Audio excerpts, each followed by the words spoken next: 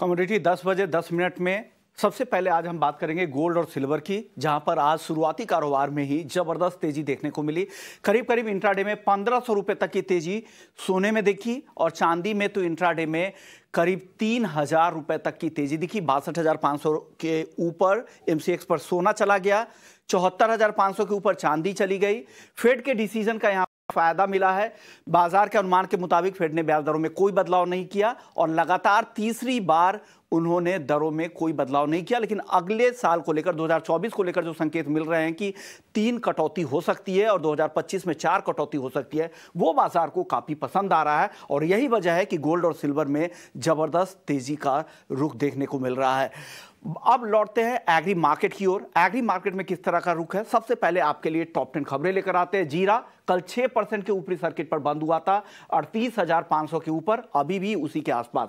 हल्दी में भी कल ऊपरी सर्किट लगा, 6% की तेजी पर बंद हुआ और शानदार तेजी। अप्रैल वादा 15,000 के ऊपर। धनिया कम बुआई से लगातार तेजी है, जनवरी का वादा 7650 के ऊपर। ग्वारगम 11,000 के पास है, दायरे में यहां पर कारोबार हो रहा है। ग्वार सीड 5500 रुपए के ऊपर है। हाजिर में मांग कम है, हालांकि लोअर लेवल पर सपोर्ट मिल रहा है। कैस्टर की बात करें तो 5900 के आसपास है, यहां पर भी हाजिर मांग मजबूत है, इससे सपोर्ट मिल रहा है। कॉटन केक तेजी कल के सत्र में दिखी, आज दायरे में है, 2900 के आसपास ट्रेड हो रहा है। कपास की बात करें, कपास अप्रैल वायदा है 1575 के आसपास और क्रूड सनफ्लावर ऑयल 845 रुपए के आसपास एनसीडीएक्स पे और मेंथा में 950 रुपए के आसपास कारोबार हो रहा है। हल्की तेजी यहां पर दिख रही। तो ये टॉप 10 खबरें हो गई। अब अपने मेहमान को भी हम अपने साथ जोड़ते हैं। हमारे साथ प्रो इंटेलीट्रेड सर्विसेज से दिनेश सोमानी जी भी है। दिनेश जी, सबसे पहले आपका व्यू जीरे पर लेंगे। कल 6% का ऊपरी सर्किट के साथ बंद हुआ था जीरा बाजार, लोअर लेवल पे बाइंग आई थी, स्टॉकिस्ट की भी खरीदारी धीरे धीरे लौट रही है।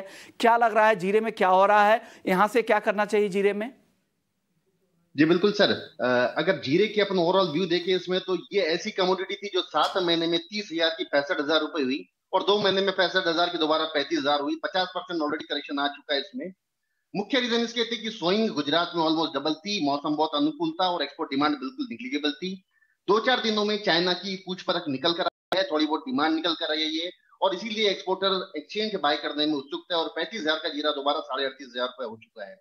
मुझे लगता है एक बार 40,200 40,400 अपसाइड इसमें जा सकता है, वहां पर दोबारा बिकवाली बनेगी क्योंकि आने वाले सीजन में सोइंग बम्पर है और फसल भी अच्छे आने की संभावना है। तो 40,450 से ऊपर अभी मुझे जीरा नहीं लगता है को लेकर ये व्यू। जो खबर आ रही है कि स्टॉकिस्ट भी लोअर लेवल का फायदा उठा रहा है और यहां पर खरीदारी कर रही है क्योंकि नई फसल आने में वक्त है, फरवरी मार्च से पहले नई फसल आएगी नहीं और स्टॉक इतना कम है, उससे लग रहा है कि तेजी थोड़ी यहां पर लोअर लेवल पर बढ़ सकती है। अब बात हल्दी की करते हैं। हल्दी में भी कल ऊपरी सर्किट लगा, सोमानी जी 6% के ऊपर बंद हुआ। अप्रैल वायदा में क्या करना चाहिए? 15,000 के ऊपर है भाव, यहां से और तेजी आपको दिखती है? इस साल का सबसे हॉट काउंटर रहेगा। 2000 साल जो है पूरा हल्दी को डेडिकेटेड है और ये जो गिरावट अभी मुख्य रूप से 18,000 से गिर के जो 12,000 रुपए हल्दी आई थी, ये मोस्टली जो है एक बढ़िया मुनाफा वसूली का दौर चल रहा था 3 महीने से। जो 12,000 के लेवल पे दिसंबर कॉन्ट्रैक्ट खत्म हुआ, इस कॉन्ट्रैक्ट में डिमांड भी काफी ज्यादा था, करीब करीब 6,000 मेट्रिक टन का डिमांड था, जो कि डिलीवरी अभी ऑलमोस्ट खत्म हो चुकी है और अप्रैल कॉन्ट्रैक्ट अभी मोस्ट एक्टिव कॉन्ट्रैक्ट है। 14,700 14,800 का एक बेस बना चुका है और यहां से दोबारा इसमें अपसाइड मूवमेंट दोबारा शुरू हुआ। 15,450 के ऊपर अगर अप्रैल कॉन्ट्रैक्ट चलता है तो करीब करीब 1,500 से 2,000 रुपए की इसमें बढ़िया मूव आने वाले 10 से 15 दिनों में देखी जा सकती है। अब अगला काउंटर धनिया है, जहां पर स्विंग के जो नंबर्स है वो काफी कमजोर है। क्या लग रहा है धनिया क्या इस साल 2024 में नए साल में तेज रहने वाला है? और इन 1-2 दिनों के लिहाज से अगर किसी को ट्रेड करना है तो उनके लिए क्या सलाह है धनिया में?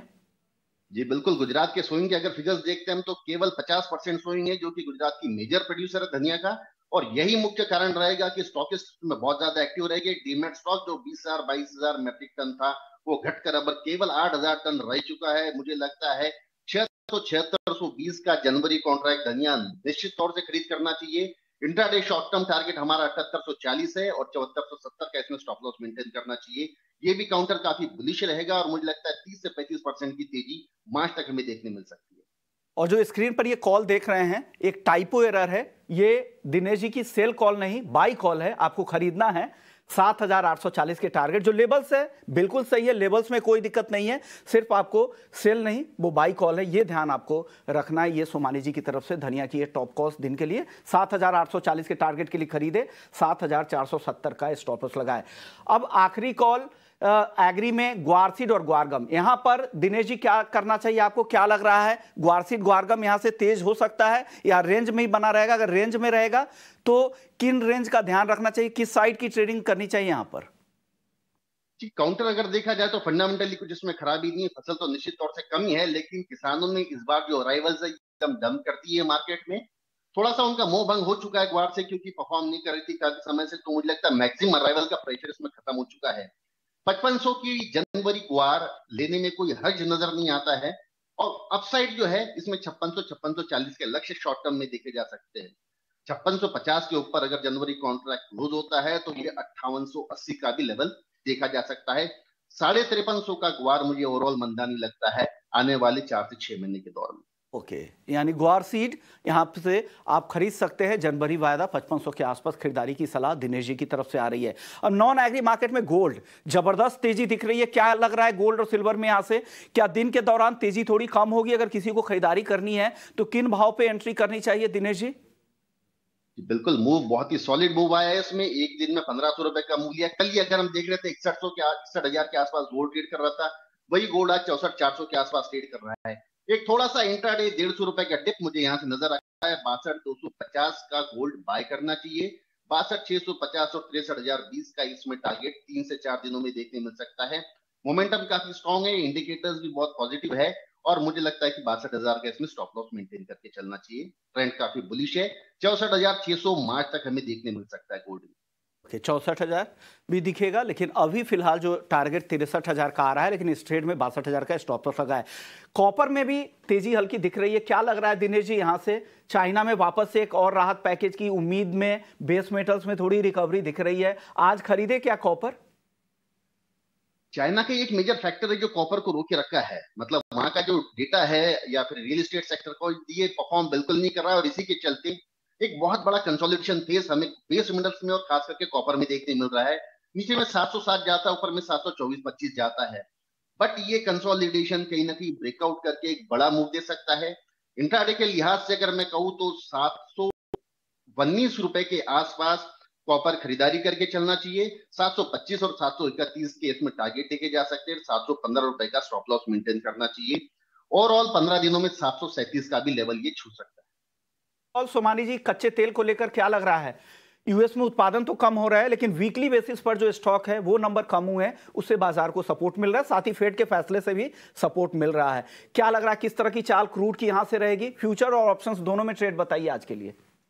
जी बिल्कुल, निरंतर हम देख रहे हैं कि ये ओपेक कंट्री जो बार बार आउटपुट कट कर रही है, ये इंडिकेट कर रही है कि डिमांड बाकी काफी कमजोर है, प्राइस को मेंटेन और स्टेबलाइज करने की कोशिश चल रही है, जो कि संभव नहीं हो पा रही है।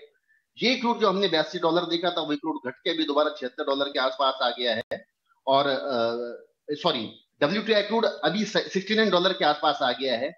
अगर इंट्राडे के हिसाब से मैं अगर कहूँ तो मुझे लगता है कि 5876 एक पिवट पॉइंट है, जहां पर दोबारा सेलिंग इमर्ज होकर आ सकती है क्रूड में। 586 के आसपास इसमें सेल करे, 5750 और 5630 का इसमें निचला स्तर देखा जा सकता है, और 5950 का इसमें स्टॉप लॉस मेंटेन किया जा सकता है। क्रूड यहां पर बेचने की सलाह। अब आखिरी कॉल नेचुरल गैस, जहां पर स्टॉक्स के जो नंबर है वो काफी ज्यादा है, पिछले साल के मुकाबले भी करीब करीब यूएस में स्टॉक 7% ज्यादा है, 10 ईयर और 5 ईयर एवरेज के मुकाबले भी ज्यादा दिख रहे हैं स्टॉक। डिमांड है नहीं, वेदर माइल्ड है, तो क्या लग रहा है नेचुरल गैस की चाल क्या रहेगी? कल की जो शाम के सत्र में जो रिकवरी थी वो टिकेगी क्या आज? संभावना कम लगती है रिश्मोहन जी। मुझे लगता है कि सबसे अंडर परफॉर्मिंग कमोडिटी जो करीब 6 महीने में रही है वो नेचुरल गैस रही है। 250 एक बार इसने बस टच किया था, और वहां से जो निरंतर गिरते आ रही है, और इसमें जो स्प्रेड है जो बदले हैं नेक्स्ट कॉन्ट्रैक्ट में, ये भी काफी ज्यादा है। तो 204 के आसपास अगर एक पुलबैक रैलीज कहीं आती है तो मुझे लगता है इसमें वाली करके ही चलना चाहिए। 188 जो प्रीवियस लो से टेस्ट किया, ये दोबारा टेस्ट करने की पूरी पूरी संभावना है, और 211 का इसमें स्टॉप लॉस मेंटेन करना चाहिए इसमें, और क्रूड में व्यू अभी भी बेरिश है। नेचुरल गैस दोनों अभी भी बेरिश व्यू है। शुक्रिया सोमानी जी, आपने वक्त निकाला और कमोडिटी एट 10 में पूरा नॉन एग्री से लेकर एग्री मार्केट की पूरी कहानी समझा दी, और दिन के लिए आपको किस तरह से ट्रेडिंग रणनीति बनानी है। तो कमोडिटी एट 10 में फिलहाल इतना ही।